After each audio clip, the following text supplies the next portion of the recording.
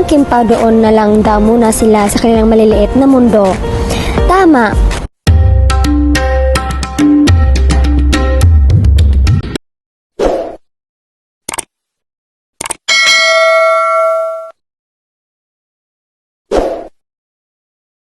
Sa isang segment at Showtime na kalukalike ay pinagkaisahan naman si Kim na ang contestant ay kaloka-like ni Empoy. Niloloko naman ang kanyang co-host na sina Chong Hilario at Bong Navarro si Kim na ayon sa kanila, ikis dumano ng aktres ang nasabing contestant. Banat naman ni Kim, niloko ako tapos ikikis ko pa. Sumagot naman si Teddy, tika kois, wag niyo munang inaano si Kemi. Tinatanong naman ni Bong si Teddy kung bakit. Mamaya may magalit kaya pabayaan niyo siya, saad ni Teddy. Sabat ni Bong, baka nanonood. Kaya komento ng netizens, oo nga naman, baka may magalit, nanonood ata si Pao. Bawal ang kiss. Good job Teddy, tama ka, bawas muna sa joke kay Kemi. Baka isipin ni Paolo, lagi na lang si Kemi ang nabubunot ng biruan sa It's Showtime. Medyo respect din naman para kay Kemi at Paolo. Unti-unting ibubuko ni Teddy ang Kim Pao, ginawaan pa naman niya yan ng awit. Ang Kim Pao doon na lang daw muna sila sa kanilang maliliit na mundo. Tama. Teddy, siloso pa naman yon. Correct ka, Kois Teddy. Baka magalit love niya. Nanonood or baka andyan sa dressing room ni Kemi. Love you, Kemi. Love you, Kim Pao.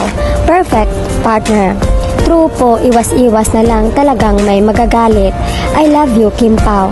Concern talaga si Teddy kay Kemi. Good job, Teddy. Nice one. Kuya Teddy, love na love mo talaga yung chinita princess nyo. Huwag Kim at ang mga basher mo ang hanap buhay ay ibabash ka ay laging nag-aabang sa mga kilos mo. Alam talagang Showtime ang ganap ng Kim Pao.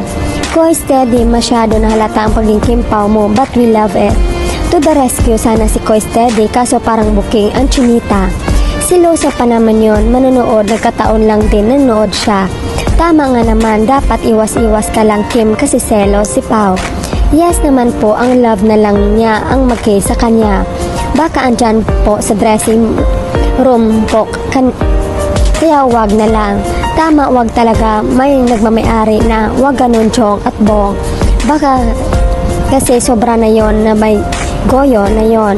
Hanga talaga ako dito kay Kois Teddy, protective niya kay Kemi. Ayaw niya malagay si Kemi sa alanganin. Love niya ang Kim Pao. Love ko na rin ang song niya for them na nasa TikTok, kontento.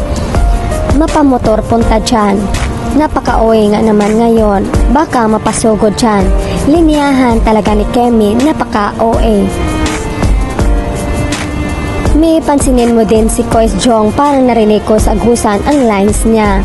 Apaka-OA nga sinabi at Prinsesa Chinita, no boss, nagsisilos ka ba? At ni Paolo Avellino, kung nagsisilos ka, magpaayuda ka.